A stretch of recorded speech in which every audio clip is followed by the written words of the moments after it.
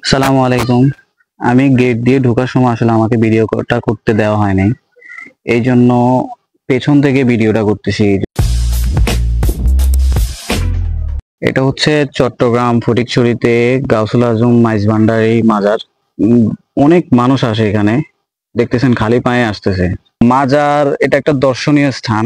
এখানে দেখতে পারেন, যাইতে পারেন বা নামাজ পড়তে পারেন, কিন্তু আসলে এটা পূজা করাটা আসলে ঠিক না। মাজার পূজারী যারা, তাদেরকে আসলে আমার পছন্দ না। কেউ গায়ে লাগাবেন না, বিষয়টার জন্য সরি। আর একটু সামনে গেলে, এই মোড়টা ঘুরলেই দেখবেন সামনে যে অনেক সিএনজি, প্রাইভেট কার, বড় গাড়িগুলা এসে ওয়েট করতেছে। এই দুই পাশে দেখতেছেন, বাম পাশে দোকান, ডান পাশে সবগুলা মাজার। সামনে আছে মাজার, সেই ডান পাশে এটাও একটা মাজার, এখানেও মাজার আছে।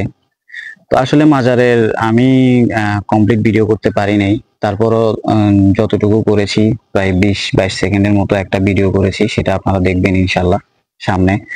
তো সামনে এই যে বাম পাশে এটা একটা মাজার, এই যে গাড়িগুলা এখানে পার্কিং করা আছে। এই যে একটু সামনে গেলেই মাজারে গেট পড়বে। আমি ফটিকছড়িয়াতে আসার পরে আমার ভাগিনার সাথে যখন দেখা হওয়ার পরে তার একটু কাজ ছিল, কাজ শেষ করার পর সে আমাকে বলতেছে যে মামা, মাজার আছে, চল মাজারটা একটু দেখে আসি। তো প্রথমে আমি ভাবছিলাম যে আসলে কেমন হবে, কি হবে, কিরকম হবে। যাওয়ার পর বুঝতে পারি যে আসলে এটাই সেই মাজার, যে মাজার আমি অনেক ভান্ডারি গানের মধ্যে শুনছিলাম।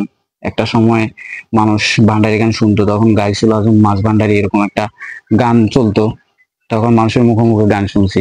আমি নোয়াখালী থেকে আসার পরে এক প্রকার ভিজিয়ে গেছিলাম, কিন্তু এখানকার ওয়েদারটা একেবারেই ভালো। ভিডিও শুট করতেও আমার কাছে যথেষ্ট ভালো লেগেছে। আপনাদের কাছে কেমন লাগছে সেটা অবশ্যই ভিডিওর কমেন্ট বক্সে জানাবেন।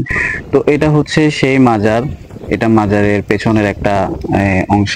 আমি আসলে ওইখানে গিয়ে বুঝতেই পারি নাই যে কোনটা মেইন মাজার। তো গাউসুল আজম মাইজ ভান্ডারি আসলে কোনটা শিওর, উনি কোথায় শায়িত করা হয়েছে ওনাকে, আমি আসলে সেটা শিওর জানি না।